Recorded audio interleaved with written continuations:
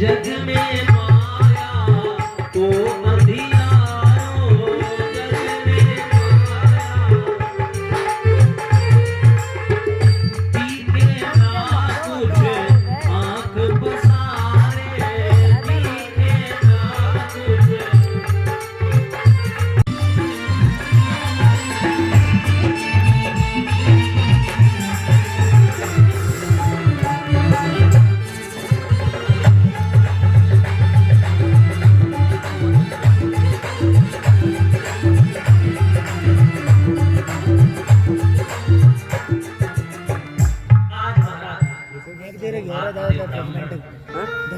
हाँ बनिए जज्जा साइड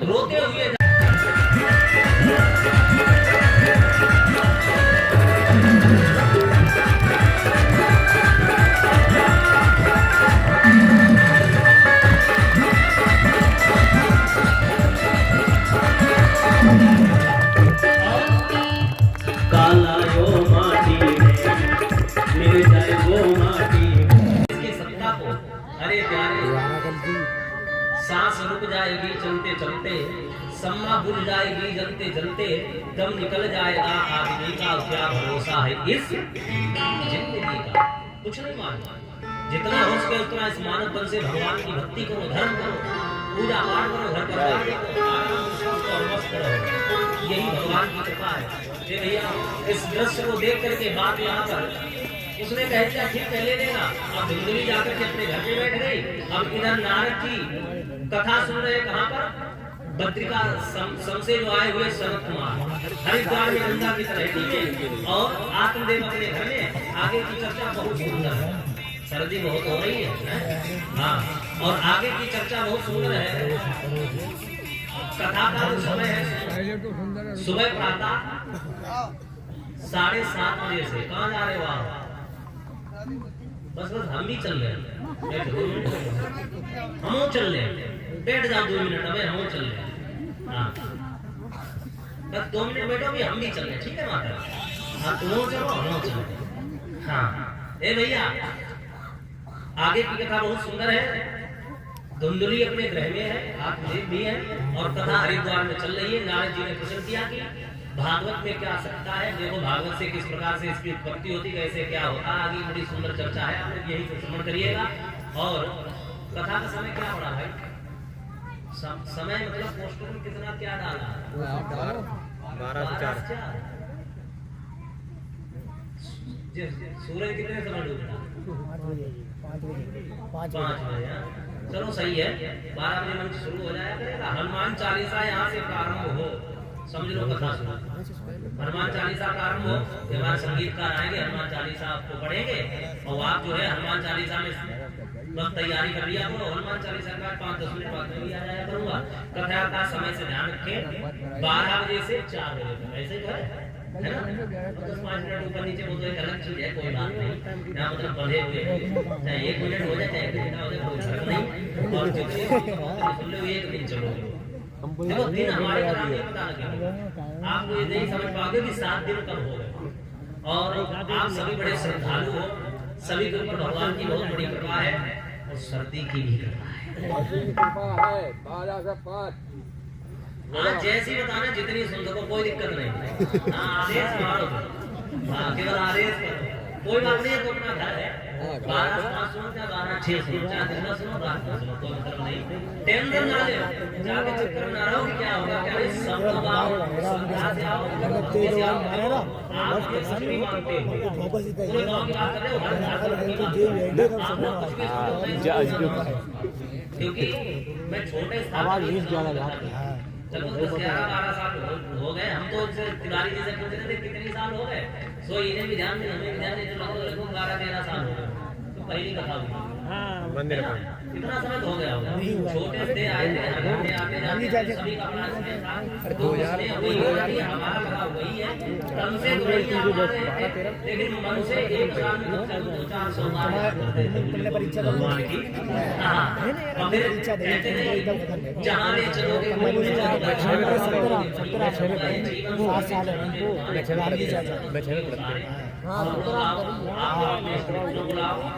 धर्म से जुड़ो, भगवान की कथा को सुनो, भगवान की कथा सुनो से भगवान आपकी मिथा को दूर करेंगे। और जिस लायक विष्णु परमात्मा ने बनाया अपना अच्छा दान दक्षिणा जो भी धीरे धीरे करते रहो, जो करते रहोगे भजन धीरे धीरे मिल जाएंगे सजन, धीरे धीरे। देखो आप सब समझदार हो, सभी कुछ यहाँ किसी को बताने की जरूरत नहीं, सबको यहाँ आके समझाए ज्यादा, इस पर आके ज्यादा समझने को पता है, क्योंकि यहाँ समझेगा जितना समझाने की जरूरत नहीं, यहाँ की जरूरत है। हाँ, जो ज्यादा ज्ञान दे समझ लो उसको कुछ नहीं आता, यहाँ केवल इशारा करो जो सब जानते हैं सब कुछ, बड़ी कृपा है। और टूटी फूटी वाणी है जैसा भी है, और कल से सेवा समय से नियम से होगी, प्रातः काल का पूजन है, हवन में सब लोग जो बैठ सको बाहु की नहीं सारी व्यवस्था है, हवन करो पूजन करो, क्योंकि जीवन में कुछ नहीं, ये 7 दिन भगवान को रूठावन करो, और 7 रात को भंडारा मिला के साथ एक दिन तो खूब धूमधाम से कलश यात्रा निकली और बड़ा आनंद आया। आप लोगों के बीच में प्रथम दिवस में आप लोग बैठे हुए और लोग बैठे हैं, सब लोग आओ टाइम से 5-4 जो भी होगी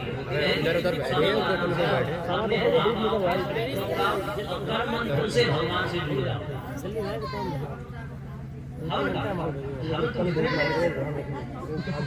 एक दिन 8 से 10 बजे तक, ठीक है परीक्षा जल्दी कर लो, 7 से 10, 7 से 9, अरे 7 से 9 कर लो, हम तो हाँ, क्योंकि 8 से 10 बजे तक ये लोग जाएंगे, भोजन बनाएंगे, खाएंगे। 7 से 9 कर लो, जल्दी में उठे और बड़ी कृपा है। अभी मेरा आया है, कथा विद्वान के हिसाब से नहीं करने अपने घर में आए, कथा तुम्हारे घर में रहे, कोई दिक्कत नहीं, वो आराम से सब लोग आओ, और मंत्र से भगवान से जुड़ो, और जितना हो सके उतना धर्म करो, सब लोग जो रोज उठा होगा ना, इनसे पूछी थी उठिए। आइए छोटा सा भाव, उसके बाद में आते हैं अपनी चर्चा कर रहे हैं 4-4:30। बोलिए कृष्ण कन्हैया लाल की, बोलिए गोविंद भगवान की जय। ये बड़ी कृपा है, ये तन परमात्मा की कृपा से मिला है, और मानव जीवन पाकर के भगवान की भक्ति भगवान का भजन थोड़े तो भाग की बात है ना। हमारे एक संत गाते हैं, ना राम नाम लीनो तेने भरी जवानी में, तू डूब के मर जा रे चुल्लू भर पानी में, है ना, उड़ के खड़े हो जाओ।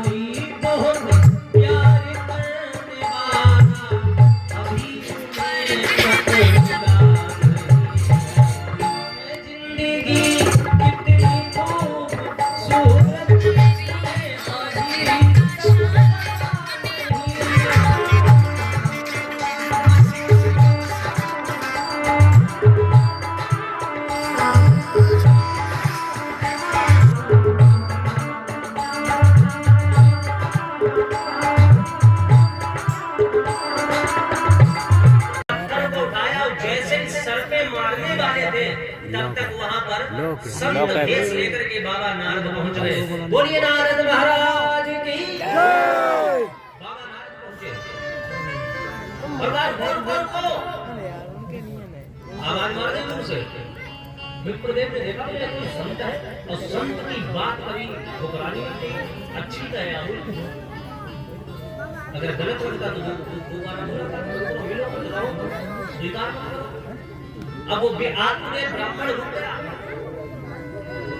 बोले क्या नारद जी बोले अरे भैया जब शर्मा लिया है किसमें मैं रोज बैठ करके जब करता हूँ। वो विप्रदेव बोले ले नहीं जा रहा। बोले फिर उठा के तो ऐसे रख लिया, हमें तो लोगों तुम अपने घर में लिए थे।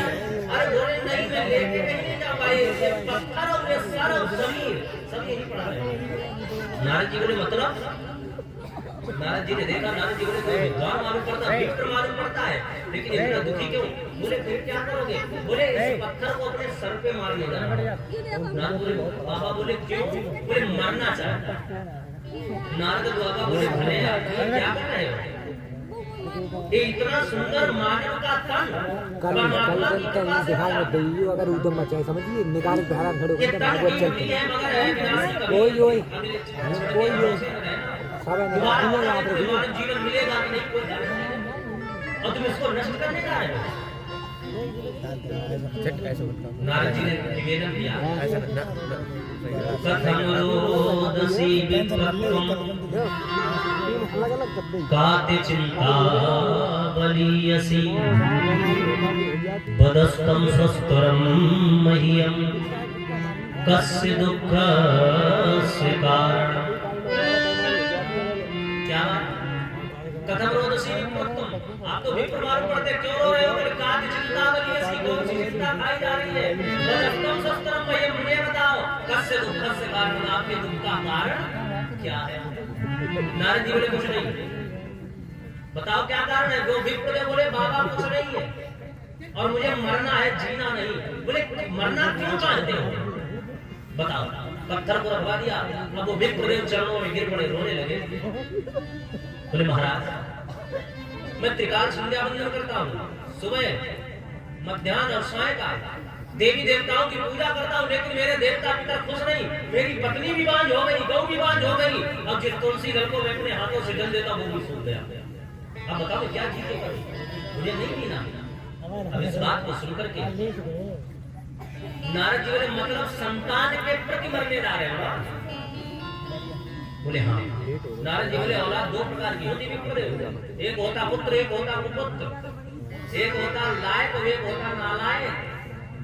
बोले अगर लायक हो गया तो अकेले ही खानदान को तार देगा, भगवान ना करे नालायक हो गया तो पूरे खानदान को अकेले ही बर्बाद कर देगा, मिट्टी में मिला देगा तो पुत्र हो गया। अरे क्या करोगे बेटा बेटी लेकर के? क्या होता है? हमारी मृत्यु होती खोपड़ी में, अगर पुत्र है तो एक डंडा मारेगा खोपड़ी फूट जाएगी, एक लोटा घी भर देगा मुक्त हो जाएगा। बस इसीलिए तो कामना करते हो। और कोई को पुत्र हो गया पूरा पीपा लौट दिया, फिर खोपड़ी मुक्ति मिलेगी। अब जाबात को सुनकर के वो विप्र बोले बाबा जी ये वेद मत मुझे सुनाओ। अब तो मैंने संकल्प ले लिया। बोले क्या? बोले या तो पुत्र प्राप्ति का वरदान दो, नहीं अब तो आपके सामने सब छोड़ के बोले नारद जी बाबा को ले लो, कर लो, जो रास्ता बता दो आगे आगे चलो। नारद जी ने बड़े विचित्र विप्रदेव नारद जी ने कहा क्यों चक्कर में पड़े हो? भावसा एवं संध्यात्मा बुधाई प्रेम निगंधते, जो तुम्हारे मन में भाव पुत्र के प्रति है वही भाव भगवान विष्णु के प्रति बना लो, उनको बेटा बना लो, कल्याण हो जाए। विप्रदेव बोले ना ना ना ना मुझे चक्कर में मत डालो, मैं तो वैसे भी भागने वाला हूं, अब पुत्र प्राप्ति का वरदान देना पड़ेगा। नारद जी चक्कर में पड़ गए। नारद जी बोले कुछ न कुछ तो करना ही पड़ेगा। नारद जी ने विचार किया कि चलो इसके दुख को दूर करें। नारद जी ने झोले में हाथ डाला और एक फल निकाला। बोले लो फल जाकर के अपनी पत्नी को खिला देना, सुंदर पुत्र होगा भगवान का परम भक्त। बोलिए भक्ष भक्षण भगवान की। क्योंकि संत कृपा जब हो जाती है तो प्यारे भगवंत कृपा पीछे पीछे दौड़ती है। बाबा गोस्वामी तुलसीदास जी स्वयं भगवान कहते हैं क्या कि मोरे बचन चाहे पड़ जाए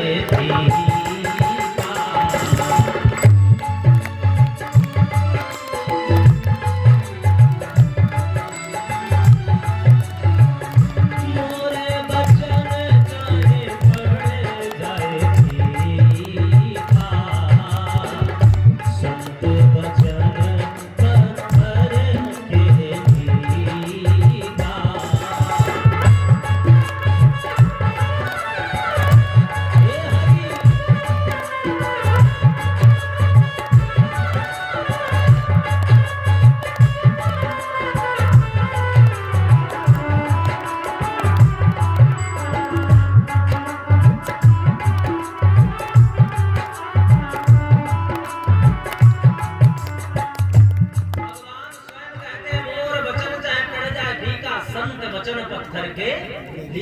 भगवान कहते मेरी वाणी मिथ्या हो सकती, मैंने कह दिया कि कार्य नहीं होगा, संत आए बोले आशीर्वाद दे दिया, एवं वस्तु कल्याण होगा, एक कार्य सिद्ध होगा, तो मुझे अपनी लेखनी मिटा करके दूसरी लिखनी पड़ती। संत की भक्त की वाणी मिथ्या कभी नहीं होती।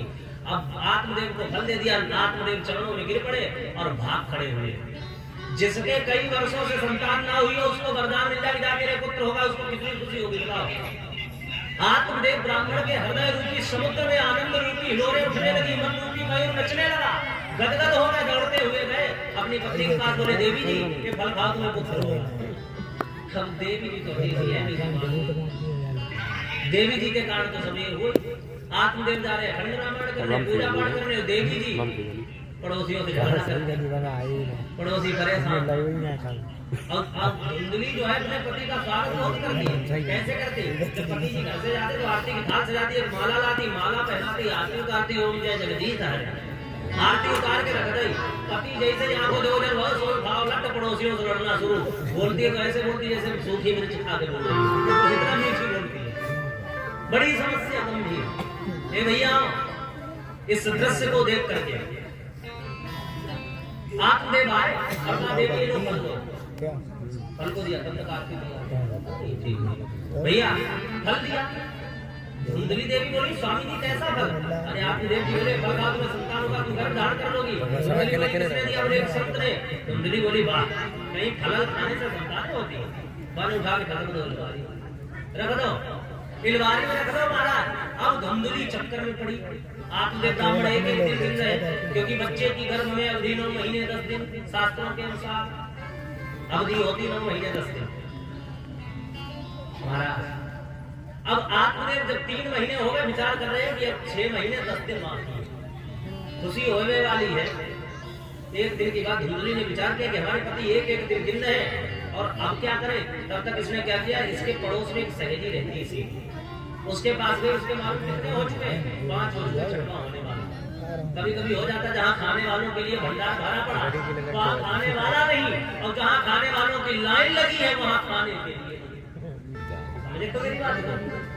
अब अपनी सहेली के पास गई, बैठ के रोने लगी, बोले देवी जी मैं क्या करूं, बड़ी समस्या में हूँ। मेरे पति पता नहीं किसी संत से फल ले आए, पता इसको बाद तुम्हारी संतान होगी। अब फल खाना मेरे बस की बात नहीं, गर्भ धारण करना मेरे बस की बात नहीं, क्योंकि गर्भ धारण करना हर किसी बस की बात नहीं होती महाराज। बड़ी तकलीफ होती है, बड़ी पीड़ा होती है, हर तरीके से खान पान, चाल चलन, रहन सहन सब बड़े आचार विचार होते हैं जो गर्भ धारण करती है माता। बंधुओं तो वो सहेली बोली, धुंधली की बोले क्या करें तुम बताओ। बोले करना क्या है, एक कृपा कर दो। बोले क्या? धुंधली की सहेली बोली एक बात, फल को आए कितना समय हो गया, मैंने तो गर्भ धारण कर रखा। बोले फल को आए समय 3 महीने हो गए। तो वो सहेली बोली सुनो देवी जी, फल आए जितना समय हुआ उतना ही गर्भ हमारा है। 3 महीने हुए फल को आए हुए, उतने दिनों का मेरे उदर में गर्भ पल रहा है। मैं तो राजी हूं, मेरे पति को बातों में अब बहकाना काम तुम्हारा है। मैं तो मान जाऊंगी, लेकिन मेरे पति को समझाना है तुम्हारा काम। मेरे पति क्या करते हैं? ठीक है डगर लगा दो। ऐसे एक बार मैं किसी बुराई नहीं कर रहा हूँ, एक बार मैं गांव में ठहरा हुआ, दूर लगभग आधा किलोमीटर दूर पे कथा हो रही थी। तो नाजा वाला भी 1-2 पड़ जाते थे, तो एक व्यक्ति नशे में पी करके नशे में पड़ा, और पड़ा कहाँ? नाली में सौंधा हुआ पड़ा। मैंने कहा क्यों भाई नाली में क्यों पड़े? एकदम बोला एक पंडित जी। हमने कहा हाँ भैया बताओ, पक्का बताओ बाबा। बोला कि तुम्हें नहीं पता हम डबल बेड पर पड़े। अरे हमके धन्य हो तुम, धन्य तुम्हें पैदा करने वाले। बता रहा नाली पड़ो, बता रहा डबल बेड पर पड़े। हमके भगवान के लिए डबल बेड तुम्हें रोज मिले। बोली गोविंद भगवान की धन्य है। बंधुओं इस दृश्य को देख करके बोले मेरे पति को समझाना है तुम्हारा काम। धुंधली समझ गई, इनको क्या चाहिए टेबलेट में। जैसे वो उसका पति आया नशे में, तो बोले ये कौन है? वो बोली हमारी सहेली। धुंधली ने निकाली 10,000 घंटे बना दी, दिखा दे। बोले अच्छा ये देवी जी है, ये आपकी सहेली है, को चाय का नाश्ता करो 10,000 घंटे। उसने जेब में डाल दिया, चला। वैसे उसकी पत्नी बोली स्वामी जी सुनो तो सही है, 10,000 क्यों मिले? बोले किस लिए? बोले इनको कुछ चाहिए, बोले क्या चाहिए? संतान।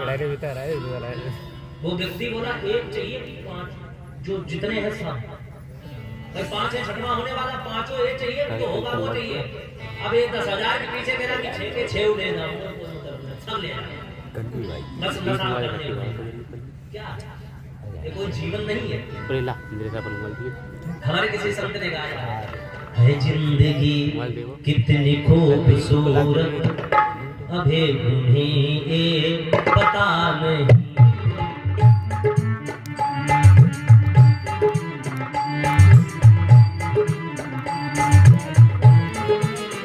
भैया है जिंदगी कितनी खूबसूरत, अभी किसी को पता नहीं है।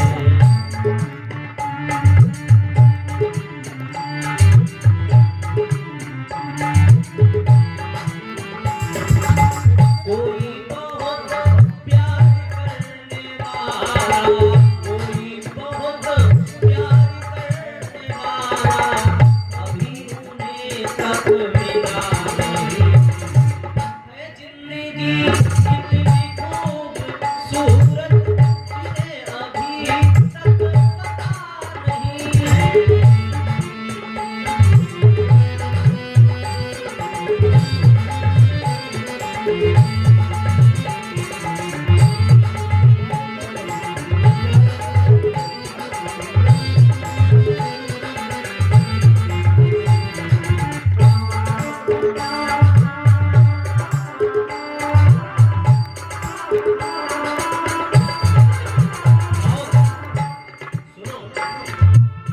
जिन्होंने हमको जगत में भेजा, जिन्होंने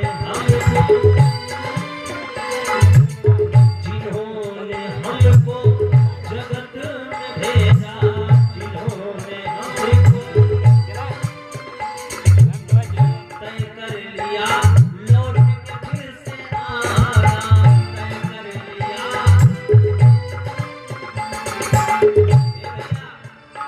जिस परमात्मा ने हमको इस संसार में भेजा है, और उसने भी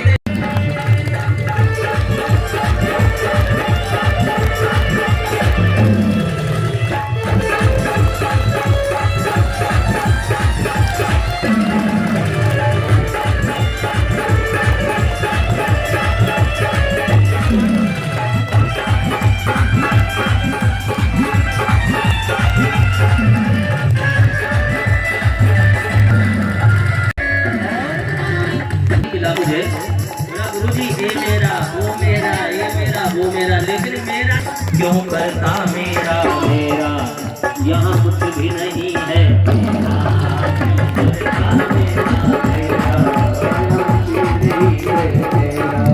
एक दिन भैया होगा तेरा मरघट में तेरा,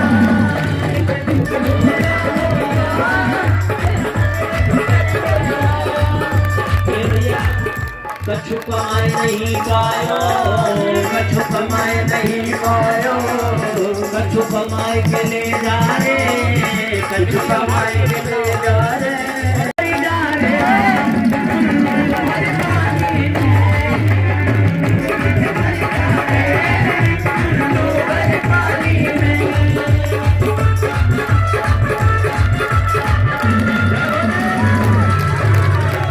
तो भक्ति में कितनी शक्ति है पता है? किया भक्ति से भैया मिल जाएगी मुक्ति, भक्ति से भैया मिल जाएगी मुक्ति। दिन वाला पन खोयो, दिन वाला पन खोयो, सारो जीवन खोयो, सारो जीवन खोयो। दिन आना गानी मिले, अब बहुत सारे गाने को सुना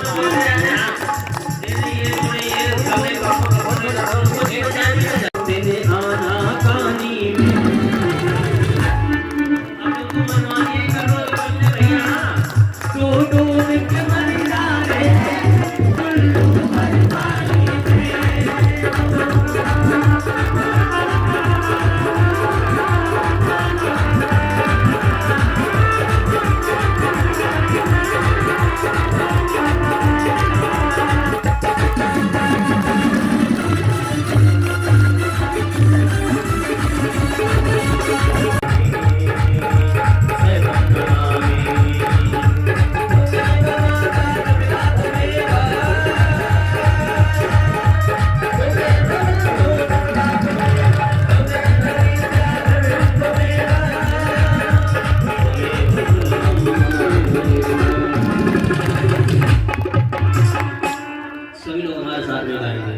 मन में बसा कर तेरी मूर्ति उतार